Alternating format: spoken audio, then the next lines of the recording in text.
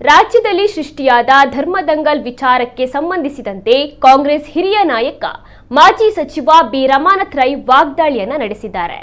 ಸರ್ಕಾರ ಮತೀಯ ವಾದದಿಂದ ಪ್ರಯೋಜನ ಪಡೆಯುವ ಕನಸನ್ನ ಕಾಣ್ತಾ ಇದೆ.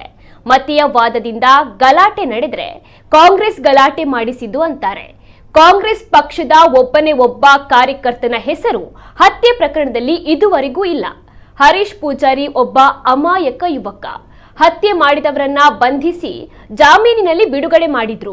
ಹತ್ಯೆಯ ಪ್ರಕರಣಗಳಲ್ಲಿ ಬಿಜೆಪಿ ಕಾರ್ಯಕರ್ತರ ಹೆಸರುಗಳಿವೆ ಎಂದು ಆಕ್ರೋಶವನ್ನ ವ್ಯಕ್ತಪಡಿಸಿದ್ರು.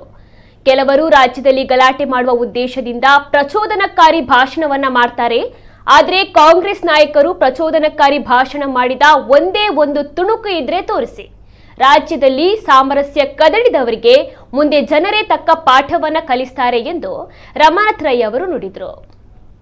ಈ ಗಲಾಟೆಗಳು ಮತೀಯ ಸಾಮರಸ್ಯ ತೊಂದರೆ ಆಗ್ತಕ್ಕಂಥ ಸನ್ನಿವೇಶ ಬಂದಾಗ ಕಾಂಗ್ರೆಸ್ನವರು ಗಲಾಟೆಗೆ ಕಾರಣ ಅಂತಲೂ ಹೇಳ್ತಾರೆ.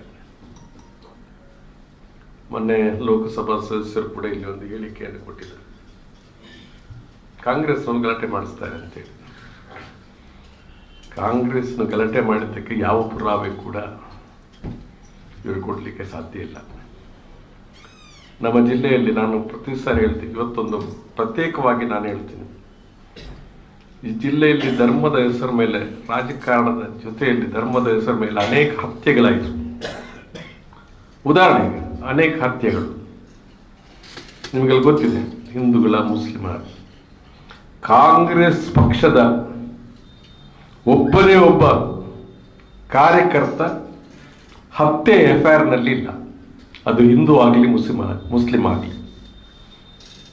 ಅದು ಬಿಜೆಪಿಯವರು ಹತ್ಯೆಯ ಪ್ರಕರಣದಲ್ಲಿ ಆರೋಪಿಗಳಾಗಿ ಎಫ್ಐಆರ್ ಇದೆ. STP ಅವರು ಆರೋಪಿಗಳಾಗಿ ಎಫ್ಐಆರ್ ಇದೆ.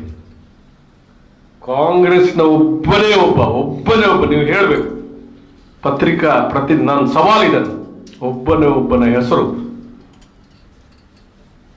ಇಲ್ಲ ಅಂತ ಹೇಳುವಂಥ ಮಾತನ್ನು ನಾನು ಹೇಳಲಿಕ್ಕೆ ಇಷ್ಟಪಡ್ತಾ ಇದ್ದೇನೆ. ಅನೇಕ ಹತ್ಯೆಗಳಾಯಿತು. ಒಬ್ಬ ನನ್ನಲ್ಲಿ ಯಾವಾಗಲೂ ಹೇಳೋದು, ನನಗೆ ಬಹಳ ನೋವು ಅಂತ ಹೇಳಿದ್ರೆ, ಹರೀಶ್ ಪೂಜಾರಿ ಅಂತ ಒಬ್ಬ ಅಮಾಯಕ. ಅವನ ಫೋಟೋವನ್ನು ನಾನು ಪತ್ರಿಕೆಯಲ್ಲಿ ನೋಡಲಿಲ್ಲ. ಕೆಲವರು ಸತ್ತ ತಕ್ಷಣ ಬರ್ತದೆ, ಆದರೆ ಅಮಾಯಕ, ಅವನು ಗತಿಗೋತ್ರ ಇಲ್ಲದಂಥ ವ್ಯಕ್ತಿ ಅಂತ ಹೇಳುವಂಥದ್ದನ್ನ ನಾವು ಖಂಡಿತವಾಗಿ ಹೇಳಬಹುದು. ಅಮಾಯಕನ ಒಬ್ಬನೇ ಒಬ್ಬ ಕಾರ್ಯಕರ್ತ ಹತ್ಯೆ ಎಫ್ಐಆರ್ನಲ್ಲಿ ಇಲ್ಲ. ಹತ್ಯೆ ಎಫ್ಐಆರ್ನಲ್ಲಿ ಬಿಜೆಪಿ ಇದ್ದಾರೆ, ಪಕ್ಷದವರು ಬೇರೆ ಪಕ್ಷದವರು ಇದ್ದಾರೆ. ಆದರೆ ಕಾಂಗ್ರೆಸ್ನವನು ಯಾವನೇ ಒಬ್ಬ ಹಿಂದೂ ಆಗಲಿ ಮುಸ್ಲಿಂ ಆಗಲಿ ಯಾರು ಕೂಡ ಇಲ್ಲ.